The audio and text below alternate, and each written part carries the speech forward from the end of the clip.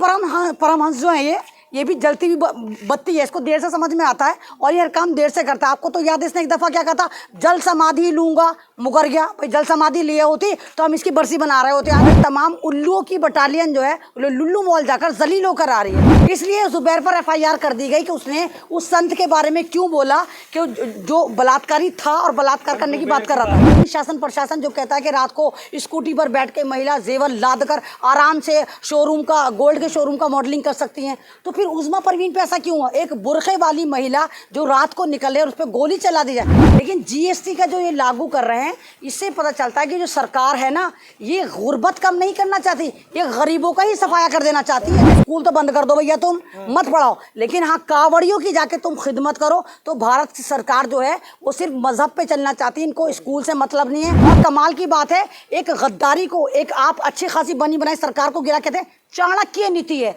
यानी नीति भी चेंज कर दी, चाणक्य को भी बदनाम कर दिया। चाणक्य होता खुदकुशी करके मर जाता, हाय हाय मेरी इतनी बुरी नीतियां थी।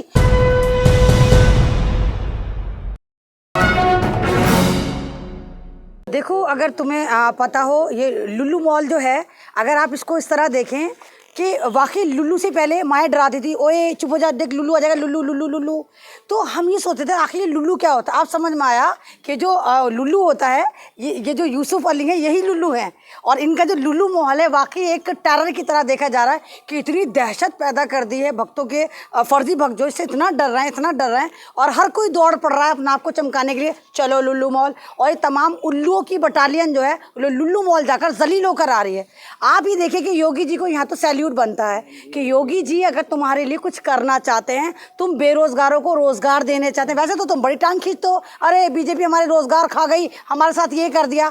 अब अगर योगी जी उत्तर प्रदेश को वाकई डिजिटलाइज करना चाहते हैं, और ये देखिए कि 2000 करोड़ का एक मॉल बना जो एशिया का सबसे बड़ा मॉल था। भक्तों को मॉल से प्रॉब्लम नहीं है, भक्तों को मियाँ भाई से प्रॉब्लम है कि उसके जो ऑनर हैं वो क्यों यूसुफ अली इतने अमीर हैं, क्योंकि हिंदुस्तान के तो इतने गरीब फुकरा मुसलमान नजर आते हैं, और वो वल्ला हबीबी इतने अमीर कि उनके 24 मुल्कों में उनका बिजनेस चलता है।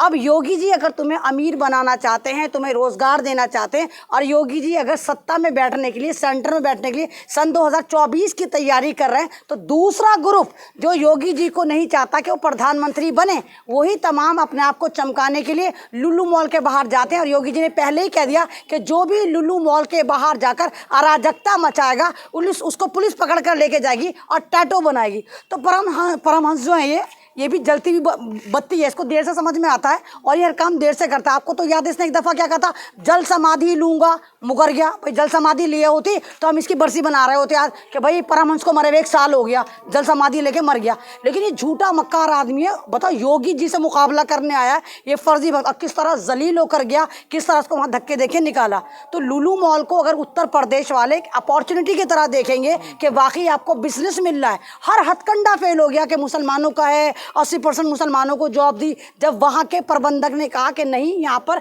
80% हमारे नॉन मुस्लिम भाइयों को जॉब मिली, 20% में मुसलमान भी हैं, सरदार भी हैं, ईसाई भी हैं, दूसरी कम्युनिटी भी हैं। अब ये दूसरा पैंतरा लेकर आए कि ये जिहाद का अड्डा है, ये आतंकवाद का अड्डा है, हम हनुमान चालीसिया पढ़ेंगे, वो भी करके देख लिया। तो यानी हर हथकंडा फेल है। बस ये चाह रहे हैं कि उत्तर प्रदेश को भिखमंगा प्रदेश बनाकर करें। और क्यों योगी जी ने इतनी हिम्मत करी कि वहाँ के युवकों को रोजगार देने की कोशिश करी, उसी का एजेंडा है कि लुल्लू मॉल से ये तमाम लश्कर उल्लू जो हैं वो डरे हुए हैं। मैम लेकिन नमाज पढ़ने की जगह बनाई गई है, मस्जिद है, अपने घर में पढ़े, आप मतलब अड्डा बना दिया है, लोग कहीं भी नमाज पढ़ेंगे क्या, कहीं पूजा नहीं। तो आप देखिए ना, नमाज पढ़ने का जो वीडियो निकल कर आया है, कोई भी अगर आप नमाज पढ़ते हैं तो 5 मिनट, 8 मिनट, 10 मिनट और 15 मिनट होती है, 18 सेकंड की नमाज हो जाती है। CCTV फुटेज जो निकल कर आए, जो पुलिस दे रही है, वो 18 सेकंड में जिधर मुँह उठाए नमाज पढ़ ली। वहाँ भी लग रहा है कि कोई ना कोई एजेंडा था इस मॉल को बदनाम करने के लिए, और प्री प्लान वो लबासी आए।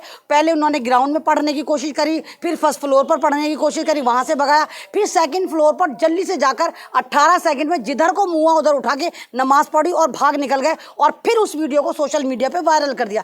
तो भाई ये भी एक इनकी साजिश है। यहाँ भी तमाम का तमाम RSS का एजेंडा बेनकाब हो गया। और फिर दोबारा देखिए वहाँ जाके जहाँ लिखा हुआ है कि यहाँ पर कोई भी धार्मिक जो है वो पूजा पाठ नहीं होगी, वहीं पर बैठ के वो हनुमान चालीसा मोबाइल में देख देख के रट्टे मारकर पढ़ रहे हैं। तो उसके बाद सबको ये लग रहा है कि इस वक्त ट्रेंड में उत्तर प्रदेश में योगी जी के साथ योगी जी का लुल्लू मॉल चल रहा है, जिसका उन्होंने इनॉग्रेशन करा तो हर एक को अपने आप को चमकाने के लिए चलो लुल्लू मॉल, चलो लुल्लू मॉल, तो सारे उल्लू जो हैं वो लुल्लू मॉल की तरफ जा रहे हैं। भाई यहाँ से तो ऐसा लगता है कि भारत के हालात देख के सुप्रीम कोर्ट भी समझ में नहीं आ रहा कि क्या बोले क्या ना बोले, क्या स्टेटमेंट दे। आपको याद होगा सुप्रीम कोर्ट ने क्या कहा था कि नुपुर शर्मा अगर ये सोच रही है कि उसके लिए रेड कारपेट बिछेगा अदालत में और उसका इस्तकबाल होगा और उसने जिस तरह की हरकत करी है, उन्होंने तो पूरे भारत की बर्बादी की जिम्मेदारी, पूरे भारत की गरिमा की जो ऐसी तैसी लगी है उसकी जिम्मेदारी नुपुर शर्मा को दे दी। तो उन्होंने तो ये तक कहा था कि उदयपुर में कन्हैया लाल जो मरा वो नुपुर शर्मा की वजह से मरा है। अब यही सुप्रीम कोर्ट अगर ये कहे कि नहीं नुपुर शर्मा को गिरफ्तार नहीं करा जाएगा, दूसरी तरफ यही सुप्रीम कोर्ट ये भी कह रही है कि मोहम्मद जुबैर को गिरफ्तार क्यों करा गया और एक के बाद एक उनको चक्रव्यूह में, या ये कहिए मेरी तरफ से अगर कहें तो मैं तो ये कहूँगी FIR के चक्रव्यूह में फंसाया जा रहा है। एक जगह से वो बरी नहीं होते दूसरी FIR लग जाती है। और कमाल की बात यह है कि मोहम्मद जुबैर में और नुपुर शर्मा में कितना फ़र्क है। मोहम्मद जुबैर एक सच्चा जर्नलिस्ट जो आपको बता रहा था कि ये न्यूज़ गलत है और ये सच्ची है, और नुपुर शर्मा जिसको पूरी दुनिया ने फ्रिंज एलिमेंट का, खुद बीजेपी ने उसको लात मारते हुए ये कहा कि ये हमारी पार्टी की फ्रिंज एलिमेंट है इसलिए हम इसको पार्टी से धक्का देके बाहर निकालते हैं। तो उस पर तो पुलिस वाले अभी तक पूछने भी नहीं गया कि बहन तूने ऐसा क्यों करा था। लेकिन जुबैर ने, मोहम्मद जुबैर ने, क्योंकि वो एक उर्दू नाम है, उसने जब ये कहा कि इन लोगों की वजह से आस्था जो है आहत हो रही है। और जुबैर ने, अगर आपको याद हो, एक और वहाँ का एक पंडित पुजारी था, उसने अयोध्या में ये कहा था कि मुसलमान महिलाओं का बलात्कार करना चाहिए, तो उसकी वीडियो भी उन्होंने लगाई थी। तो उस पर वहाँ की पुलिस ने, उत्तर प्रदेश की पुलिस ने ये कहा कि ओ जुबैर तूने जिसके बारे में कहा, क्योंकि हमारे यहाँ जितने भी संत महंत हैं ये सारे बलात्कारी हैं, यही मतलब था पुलिस का वहाँ का। और अगर तुम इसके बारे में कह रहे हो तो ये हमारे यहाँ रेपुटेटेड समझे जाते हैं, क्योंकि इनका तो एक भी संत और महंत ऐसा है नहीं जो बलात्कारी ना निकले। इसलिए जुबैर पर FIR कर दी गई कि उसने उस संत के बारे में क्यों बोला कि जो बलात्कारी था और बलात्कार करने की बात कर रहा था। तो कोर्ट को ये भी चिंता है कि उनके फॉलोअर्स क्यों बढ़ रहे हैं। हाँ, तो ये अजीब अजीब सी, आपको नहीं लगता कि कुछ अजीब अजीब सी बातें हो रही हैं? अरे वो बंदा जेल में पड़ा हुआ है, 22 दिन जेल में हो गए, तीज त्यौहार जेल में गया उसका, एक ऐसा सच्चा आदमी, जबकि संविधान के ही मुताबिक अगर आपको 3 साल की जेल का प्रावधान है तो पुलिस आपको गिरफ्तार नहीं कर सकती। जुबैर पर जितनी भी FIR इन्होंने फर्जी करी है उनमें से प्रावधान 3 साल की जेल हो सकती है। उसके बावजूद जहाँ पर जेल हो नहीं सकती पुलिस उठा कर लिए जा रही है, FIR करे जा रही है। तो यहाँ पर लोगों को समझना चाहिए कि वाकई इस वक्त पत्रकार और पत्रकारिता भी खतरे में है। मैम, जिस तरह से आप कह रही हैं कि एक समुदाय को टारगेट किया, जहाँ देखा जाए कि लखनऊ में जो है उजमा जो परवीन है CNRC में थी, उनको गोली चला जाता है, या आरफा खानम जो शाहीन बाग की प्रोटेस्ट में थी CNRC में आप भी थी, उनके घर को पुलिस छावनी बना देती है।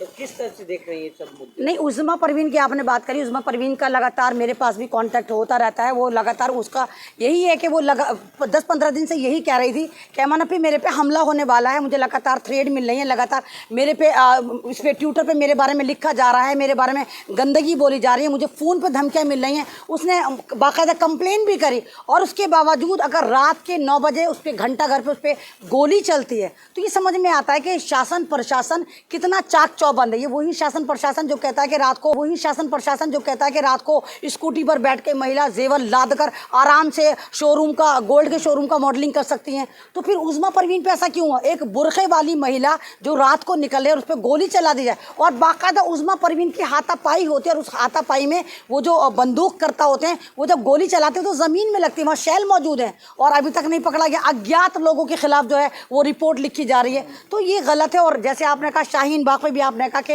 एडवोकेट आरफा हैं, तो एडवोकेट आरफा का मामला अलग है कि कल आप देखिए शाहीन बाग में प्रोटेस्ट था बीजेपी वालों का भी, और वो भी प्रोटेस्ट करने की परमिशन मांग रही थी। तो उनका सिर्फ इस वजह से हुआ कि कहीं बीजेपी वाले और ये सामने ना आ जाए, बीजेपी के जो लोग थे वो पहले ही परमिशन ले चुके थे, इसलिए पुलिस वालों ने उनके घर आकर रोका ताकि वो प्रोटेस्ट करने ना जाएं। GST को लेकर आजकल देश में बड़ा हंगामा है, सड़क से लेकर संसद तक हंगामा मचा हुआ है। तो क्या कहती हैं आप, जब आटे पे भी GST लगा दी जाए और उस हवाई चप्पल पे भी, जिसे कहा जा रहा था कि उसे पहनने वाला हवाई जहाज की यात्रा करेगा, ऐसा प्रधानमंत्री जी कहते थे, क्या कहती हैं? नहीं, देखो भाई, GST पे मुसलमानों को सबसे ज़्यादा खुश होना चाहिए मेरे लिहाज से, कि जिन मुसलमानों के पकड़ के टेंट पे पकड़ के ये कहते हैं हमारे पे जुल्म हो रहा है, हमारे पे ये हो रहा है वो रहा है, तो कम से कम सरकार ने मुसलमानों के लिए तो बहुत अच्छी राहत रखी। आप ही देखिए, ना तो मटन पर GST लगा, ना चिकन पे GST लगा, ना मीट पे GST लगा। GST किस पे लगा? पनीर पे लगा, आटे पे लगा, तो दूध दही पे लगा। तो साइड सी बात है कि हाँ, पहली बार सरकार ने मुसलमानों को बड़ी राहत दी है। और रही बात ये जीएसटी की, तो क्या यहाँ है पर कि मुसलमान ही बस चिकन खाता है, हिंदू नहीं खाते। नहीं, अगर भाई बदनाम तो मुसलमान ही है। आप देखिए बकरा ईद पे सबसे ज़्यादा जो टारगेट करा जाता है ईद उल अज़हा पे मुसलमानों को, हाय हाय तुम जीव को खा जाते हो, तुम ऐसा करते हो। ये वाली बात सही है कि चिकन जो 30-40 रुपये किलो होना चाहिए था वो 200 रुपये चल रहा है, क्योंकि नॉन मुस्लिमों ने खाना शुरू करा। जो आप देखिए बीफ जो 80 रुपये चल रहा था, जब वो इंटरनेशनल सप्लाई पे आया तो भारत में 300 रुपये हो गया, लेकिन मुसलमानों ने कोई प्रोटेस्ट नहीं करा। लेकिन जीएसटी का जो ये लागू कर रहे हैं, इससे पता चलता है कि जो सरकार है ना, ये गुर्बत कम नहीं करना चाहती, ये गरीबों का ही सफाया कर देना चाहती है, गरीबों को मारना चाहती है। आटा चावल पे जो जीएसटी लगा, आप तो बिरयानी भी तो खाते हैं। नहीं तो वो तो एक मैंने कहा ना, वो तो एक मटन पे चिकन पे तो एक मजाक की बात है कि नहीं लगा, लेकिन यहाँ पर आप देखिए कि कितना जुल्म है। आप जीएसटी कैसे लगा सकते हैं, खुदरा चीज़ पे कैसे लगा सकते हैं। अभी ब्रेड पे देखिए 30 रुपये वाली ब्रेड सीधी 50 रुपये पर चली गई, आटे पे लगा दिया, मछली पर लगा दिया, सामान पे लगा दिया। 80 रुपये वाला तेल 200 के पार कर दिया। आप देखिए गैस का सिलेंडर जो 400 रुपये था वो 1100 पे चला गया। तो सरकार को ये वाली बात क्लियर करनी चाहिए कि सरकार गरीबों को मारना चाहती है या गरीबी को मारना चाहती है। स्कूली बच्चे हैं जो शार्पनर यूज करते हैं, जो स्कूल पेंसिल यूज करते हैं, उस पे भी लगा दिया गया है जीएसटी। अरे पहली बार 75 साल के रिकॉर्ड में पहली बार आपके कॉपी किताब पर जीएसटी लगा है, यानी पहली बार ये शिक्षा पे लगा रहे हैं। और आपको उससे बड़ी बात बताऊं मैं, बहुत सारी स्टेटों ने तो सर्कुलेशन जारी कर दिया कि जितने भी गवर्नमेंट एम्प्लॉय हैं वो कावड़ सेवा जाकर करेंगे, कावड़ियों के जाके पैर दबाएंगे शिक्षक, यानी तो तालीम देते। स्कूल तो बंद कर दो भैया, तुम मत पढ़ाओ, लेकिन हाँ कावड़ियों की जाके तुम खिदमत करो। तो भारत की सरकार जो है वो सिर्फ मजहब पे चलना चाहती है, इनको स्कूल से मतलब नहीं है, शिक्षा से मतलब नहीं, कॉपी किताब से मतलब नहीं है, बस धर्म की अफीम दे दिए। लगातार तुम उसको चाटते रहो और ये एंटीबायोटिक तुम खाकर बस मंदिर में और मस्जिद में घंटे बजाते रहो। सरकार तो कहती है कि पहली बार मजबूत सरकार आई है, इसीलिए कड़े फैसले ले रही है। सरकार वाकई मजबूत है, ये वाकई बहुत मजबूत है, दुनिया की मजबूत तरीन सरकार है कि जो भी इसकी नीतियों के खिलाफ बोलता है वो जेल में चला जाता है, जो भी इनके खिलाफ सवाल करता है उस पर यूएपीए लगा देते हैं। ये सरकार इतनी मजबूत हो गई, शायद इतना मजबूत हिटलर भी नहीं होगा। सरकार जो होती है वो डेमोक्रेसी से चलती है, लेकिन ये सरकार एक ऐसी है जो तानाशाही सरकार है। इसने इतनी लूट खसोट में दुनिया की नंबर 1 अमीर तरीन जो पार्टी वो बीजेपी है, इतना पैसा जमा कर लिया कि जो पहले विधायक जीत के आते थे अब वो टूट कर आते हैं। आप देखिए हर स्टेट में एक पैदा करा जा रहा है, एक नाथ शिंदे पैदा करा जा रहा है। हर स्टेट में बैक टू बैक जो है वो सरकार गिराने की साजिश चल रही है। और कमाल की बात है, एक गद्दारी को एक आप अच्छी खासी बनी बनाई सरकार को गिरा कहते हैं चाणक्य नीति है, यानी नीति भी चेंज कर दी, चाणक्य को भी बदनाम कर दिया। चाणक्य होता खुदकुशी करके मर जाता, हाय हाय मेरी इतनी बुरी नीतियाँ थी। चाणक्य एक सोच थी जो एक चालाकी दिखाती थी। चालाकी थोड़ी तो मक्कारी है कि आप बनी बनाई स्टेट को सरकार को गिरा दें, खरीद के अपने पाले में नहीं और फिर कहते हैं हमने करा। जैसे बिहार में देखा आपने, महाराष्ट्र में देखा, और ऐसी चीज़ें आपको देखने को मिलेंगी। मध्य प्रदेश में देखा और ऐसी चीज़ अब आपको मिलेंगी कि बीजेपी ने इतना पैसा जमा कर लिया है कि ये सरकारों को बाकायदा गिरा गिरा कर पूरे भारत में अपनी सरकार बनाएगी। क्योंकि सन 2024 में पूरा इनका ये एजेंडा है कि 24 के बाद भारत में इलेक्शन होना बंद हो जाए। जैसे दिल्ली में आपने देखा कि एमसीडी का क्लियर है लगभग कि दिल्ली में अब एमसीडी के इलेक्शन होया ही नहीं करेंगे। अब आप देखिए तमाम जितने चवन्नी चोर नेता थे सब खत्म हो गए, आपको होर्डिंग वोर्डिंग नजर नहीं आएगी। जितने भावी प्रत्याशी नजर आ रहे थे पता नहीं कहाँ जाके बेचारे चले गए, मुंह छुपा के पड़े हुए हैं। आप पूरी ओखला की पॉलिटिक्स आपको देखिए सुन्न पड़ी हुई है। आपको बकरा ईद में कोई पोस्टर भी नहीं मिला होगा, क्योंकि इन्हें पता चल गया कि अब वाकई नहीं होंगे तो इनकी पॉलिटिक्स खत्म हो गई। और सुनने में ये भी आ रहा है कि अब के बार जो दिल्ली में आप ये देखिए जो केजरीवाल की सरकार है शायद ये भी ना आए, क्योंकि वहाँ से भी ख़त्म करने के चक्कर में सेंटर के अंडर में दिल्ली को लाने का बीजेपी का एजेंडा है, ताकि पूरी पावर बीजेपी के हाथ में आ जाए और दिल्ली को पूरे कंट्रोल में लेकर चलें। नहीं आप तो ये देखिए ना, तमाम जितने भी आतंकवादी देशद्रोही हैं वो तमाम के तमाम बीजेपी के साथ तो काम कर रहे हैं। जितने भी इस 3 साल में 4 साल में पाकिस्तान की जासूसी करते हुए लोग पकड़े गए वो तमाम के तमाम, कोई पंडित था, कोई आचार्य था, कोई मिश्रा था, सारे के सारे नॉन मुस्लिम था, नहीं बताया। आप कश्मीर में देखिए IT सेल का बंदा पकड़ा गया था जो भाजपा की IT सेल का था। तो जिस मुल्क में आतंकवादियों के साथ सरकार चलेगी तो उस मुल्क तो वो मुल्क तो बाकी राम भरोसे ही चलेगा ना, तो उस मुल्क का तो अल्लाह ही मालिक है।